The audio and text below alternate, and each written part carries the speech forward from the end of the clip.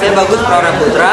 Saya Fergalo Putra. Saya Hani Jayanti. Saya Amanda Nuraini. Saya Safina Andani. Kami dari kelompok 3 Kimia kelas 12 IPA 3 ingin mempresentasikan hasil kami mengenai materi makromolekul di bab protein.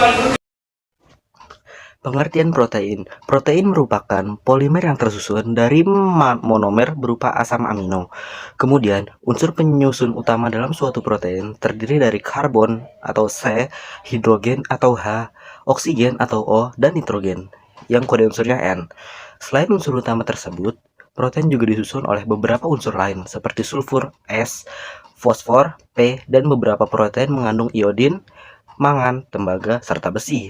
Asam amino merupakan monomer penyusun protein yang memiliki rumus umum sebagai berikut, yang bisa kalian lihat di gambar. Kemudian, berdasarkan struktur asam amino tersebut, asam amino memiliki sifat khas sebagai berikut. 1. Memiliki sifat amfoster. Apa itu sifat amfoster? Sifat amfoster pada asam amino dikarenakan pada asam amino memiliki gugus asam yaitu COOH dan gugus basa yaitu NH2. Kemudian yang kedua, membentuk ion Zwitter. Adanya gugus COOH dan NH2 menjadikan pada asam amino dapat terjadi reaksi asam basa intramolekul seperti gambar yang tertera pada PPT di atas.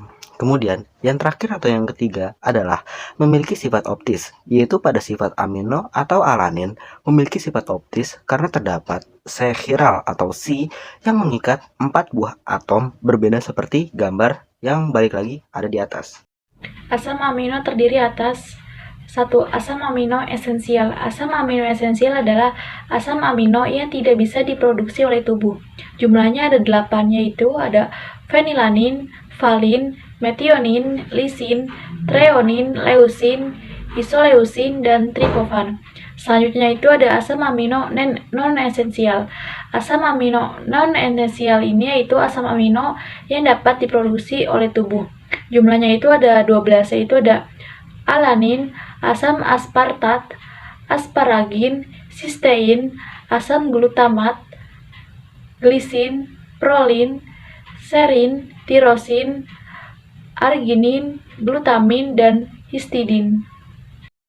Terdapat 4 struktur protein yaitu struktur primer, sekunder, tersier, dan kuartener.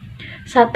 Struktur primer yaitu struktur primer berkaitan dengan struktur linear pada rantai protein, merupakan urutan asam amino yang dihubungkan melalui ikatan peptida atau amida.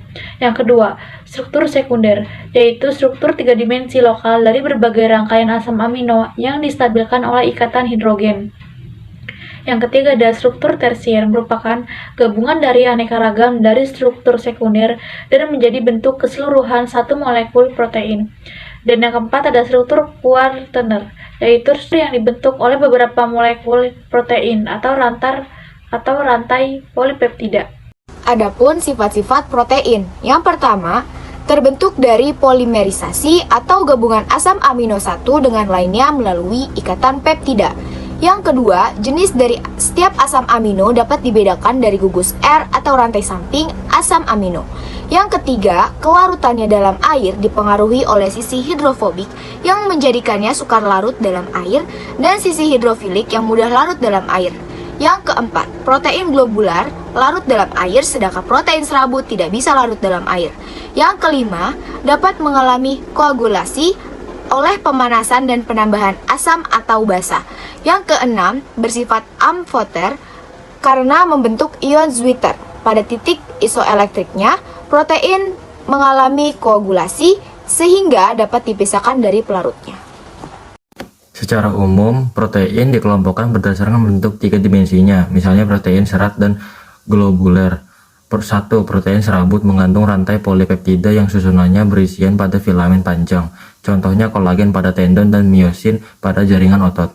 Protein ini tidak larut dalam air karena sifatnya yang keras, sehingga biasa digunakan sebagai struktur materi. 2. Protein globuler berbentuk pilihan menyerupai bola padat dan keras, akan tetapi protein jenis ini bisa larut dalam air dan bisa bergerak antara sel satu dan lainnya. Contoh protein globuler adalah enzim.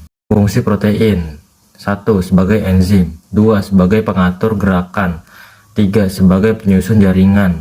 4. Sebagai protein cadangan. 5. Sebagai antibodi. 6. Sebagai pengatur reaksi. 7. Sebagai pengendali pertumbuhan. Macam-macam uji protein. Yang pertama ada uji biuret. Uji biuret digunakan untuk mendeteksi keberadaan ikatan amida. Biuret terdiri dari campuran CuSO4 dan NaOH. Jika suatu bahan ditetesi biuret lalu terbentuk larutan warna ungu, itu artinya bahan tersebut mengandung ikatan peptida atau protein. Yang kedua ada uji ninhidrin. Uji ninhidrin ini bertujuan untuk mendeteksi adanya struktur amin primer pada suatu bahan. Sama seperti uji biuret, jika positif maka larutan sampel akan berwarna ungu.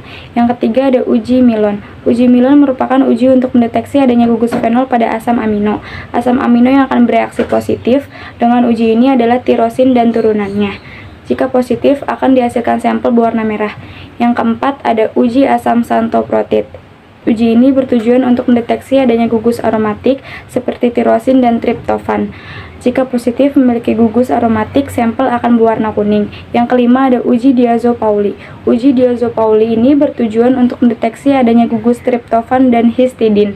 Jika positif, sampel akan berwarna merah diazon. Yang keenam ada uji Pb sulfida. Uji ini digunakan untuk mendeteksi adanya sulfur dalam asam amino. Contohnya asam amino sistein dan metionin. Jika positif, sampel akan membentuk endapan hitam Pb sulfida. Sekian dari kelompok kami, kurang lebihnya mohon maaf. Wassalamualaikum warahmatullahi